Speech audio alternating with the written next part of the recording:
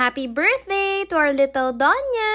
Sinelebrate namin yung birthday ni Sophie sa Casa Ferta in Pansol, Laguna. Pagdating nga namin, nakaayos na yung sa catering. Casa Moriones pala yung pangalan ng caterer na kinuha ko. Ever since, sila na din yung kinukuha ko kapag may mga handaan sa bahay. Sila na din pala yung nag-ayos ng backdrop. Maaga din talaga kami dumating dito para mag-ayos. Yung theme pala ng party ni Sophie this year ay Little Mermaid. Bumili din pala ako ng 2 mermaid floaters, isang blue, isang pink. Link in bio na lang yan. Pandagdag sa decors, bumili din pala ako nitong mga jellyfish lanterns. Sabay pala namin dumating dito sila Lolo and Lala. Sobrang sweet nga nila, tinulungan talaga nila kami mag-ayos sa party. Thank you so much, Lolo Lala. Kabit na din ako ng mga balloons dito sa upuan. Kung hindi mermaid yan, sea creatures naman yung nakalagay sa balloon. 5 PM yung start ng party at 4:30 PM na nga niya, nag-aayos pa din ako ng giveaways. Dito ko din napag-alaman na wala talagang kasya dito sa nabili kong mermaid box. Puro mga chocolates and candies lang talaga. Grabe, nangangarag na talaga ako, sobra niyan. Hindi pa kasi ako nakakapagpalit, as in pambahay pa yung suot ko. Dahil nga hindi kasya dun sa boxes, ayan, nilatag ko na lang siya. Pagdating ng guest, siya ako magbibigay ng mermaid bands. Pati na din tong mermaid clips. Wala din naman kami sinabi na dapat na attire. Pero syempre, para mas ma-feel yung mermaid spirit, kami na yung bumili ng mga accessories. Tuwang-tuwa din talaga ako sa clips na to. Tsaka itong mermaid bands, kasi kahit kanino kasya siya. Bumili nga din kami ng mga mermaid tattoos. Sobrang nice nito. Sayang nga hindi kami nakapaglagay on the day of the party. Pero ganyan yung itsura niya, diba? Sobrang austere. And then nakakita ko ng mermaid souvenir. Magnet pala yan. Super sulit. Wala pang 100 pesos. And then dito sa Casa Ferta may isang room na dedicated para sa play area ng kids. So dinala namin yung mga toys ni Sophie and books. Umakyat lang ako niyan para mag-video. Tapos bumaba ako para ayusin pa yung ibang bagay. Ito nga nagpatulong na din ako kay Daddy B mag-ayos nitong cupcake stand. Syempre, mermaid theme din yan. Sobrang nice, diba? Basta lahat yan nasa bio ko. For the cupcakes and cakes naman, I got it from Cakes by Karen Marie. Sa kanila din ako lagi umu-order ng cakes and cupcakes. Gustong gusto ko yung gawa nila kasi hindi ganun katamis. Maya-maya bumaba na nga si Sophie at naka-ready na siya for her party. Nung nakita niya yung decorations, nako ayan at nagkakakanta na nga.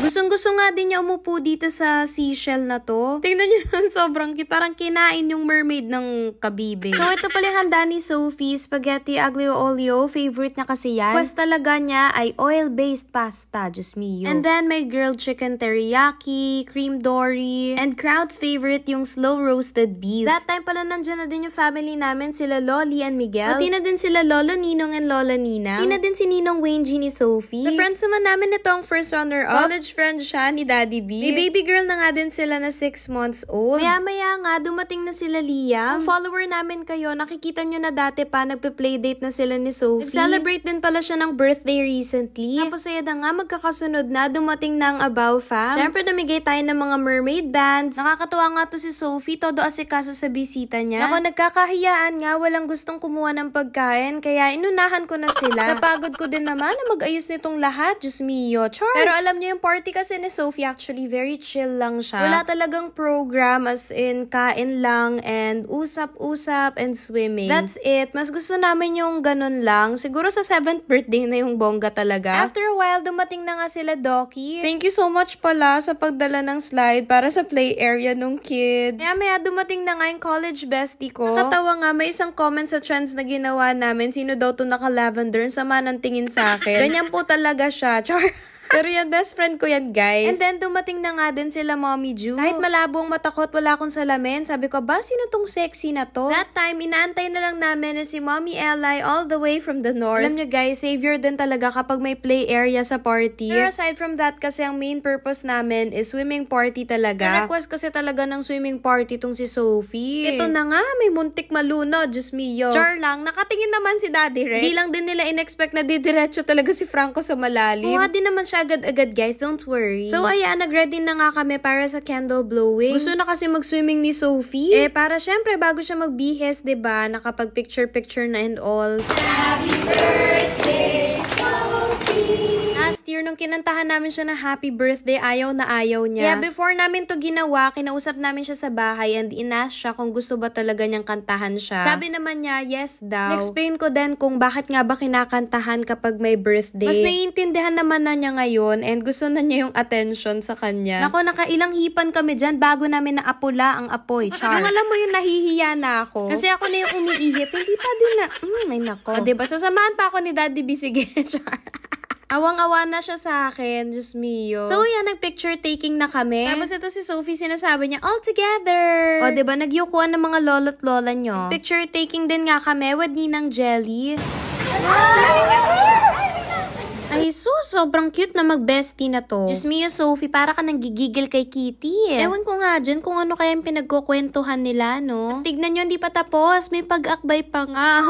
Cutie. Mamaya, dumating na nga sila, Mommy Eli. Kalimutan daw nila yung regalo, kaya bumili pa sila ulit. Diyos mio. Sabi ko nga, okay lang yun. Pero yan ang importante, nakarating naman sila. Anyways, ayan at kinain na nga ng kids yung cupcakes. Ay, sus. Pero alam nyo, gandang-ganda talaga ako sa cupcakes. Ako, lalo na tong cake. Grabe talaga. Parang ang hirap kainin, no? Pero guys, sobrang sarap talaga ng pagkakagawa nito. So yan, nagpicture nga din kami tatlo. Wala din pala kami masyadong magagandang photos dyan. Pero na-enjoy naman din talaga namin sobra yung araw na yan. Very chill lang talaga and more on having fun lang together with family and friends. And ayan, syempre, picture taking with family. Nag-change outfit na nga si Sophie. Tapos ayan, at gusto na nga umaura-aura dyan. Okay, grab lang pala ako ng video dyan. Galing sa phone ni Lolly. Thank you. I feel naman na successful yung party na to kasi talaga nag-enjoy naman yung kids sa pag-swimming. Pati ang ate Manilyn ninyo, masakit ang katawan after. Nagpalit na din pala ako niyan kasi gusto ko mag-swimming din with Sophie. Siyempre, isa sa mga request niya is to swim with me. Saya-saya nga niya, napaka-chill lang din talaga. Pagkatapos mag-swimming, in-unbox na namin tong Hello Kitty scooter ni Sophie from Chaser Action Sports. Ako, may plano na nga siya dito. Ako daw magbabike, siya magsuscooter, to si Daddy B magjo-jogging daw. Makit na nga muna yung kids and ito nga gumawa na kami ng trends. O diba, Diyos mio. Check nyo na lang yung mga kanya-kanya naming account kung gusto nyo makita yung mga pinaggagawa namin. After nyan, may mga umalis na nga na bisita and ayan na nga sila Mommy Ju alis na din. Mommy Eli nga wala pa kami nasushoot na trend. Kaya yan tinuloy na din namin. Pagkatapos yan, gugora na din sila. May work pa din daw kasi si Daddy Eris the next day. After nyo, naglaro nga lang kami ng games tapos umalis na din sila Doki. The next day, nag-overnight kasi ang Abaw fam kaya yan, nag-good morningan na nga ang mga baby besties. Ay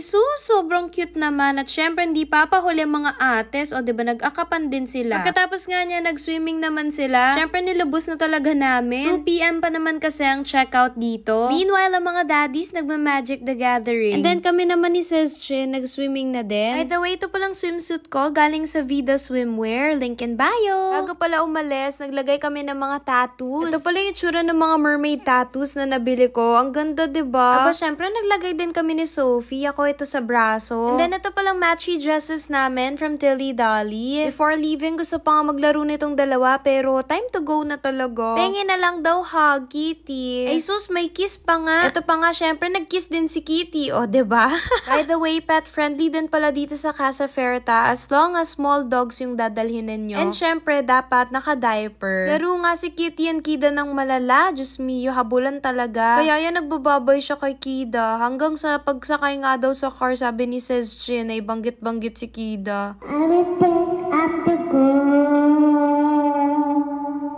go hard, everything, walk at the store, fly the water, how many wonders, go wanna have a hold. Looking around. Swing it down. Sure. He got everything.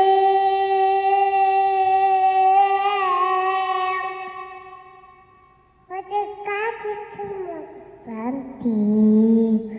Mama kuya niya wala kayo.